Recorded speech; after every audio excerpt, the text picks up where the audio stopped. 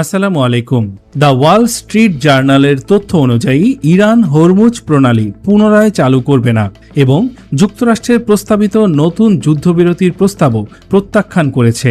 একই প্রতিবেদনে আরও বলা হয়েছে, তুরস্ক, মিশর এবং পাকিস্তান ইরানকে শান্তি আলোচনায় অংশ নিতে উৎসাহিত করেছে, তবে ইরান যুক্তরাষ্ট্রের কর্মকর্তাদের সঙ্গে বৈঠকে রাজি হয়নি। ইসরায়েলের হাইফা শহরে একাধিক ইরানি ক্ষেপণাস্ত্র আঘাত হেনেছে। শহরের বাজার ওয়াইল রিফাইনারিতে সরাসরি আঘাতের পর সেখান থেকে ধোঁয়া উঠতে দেখা গেছে।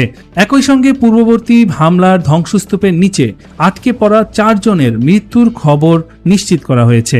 স্যাটেলাইট চিত্রে সংযুক্ত আরব আমিরাতের বিভিন্ন তেল ও গ্যাস স্থাপনায় একাধিক স্থানে আগুন জ্বলতে দেখা গেছে।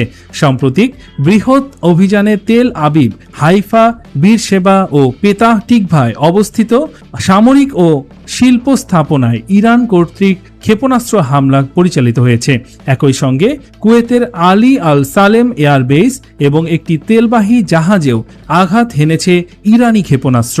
আইআরজিসির গোয়েন্দা প্রধান মেজর জেনারেল সাইয়েদ মাজিদ খাদিমির মৃত্যুর খবর জানানো হয়েছে। বর্তমানে ইসরায়েলে ইরান, লেবানন ও ইয়েমেনের সমন্বিত হামলা অব্যাহত রয়েছে। মধ্যপ্রাচ্যের সর্বশেষ সংবাদ জানতে আমাদের সঙ্গেই থাকুন।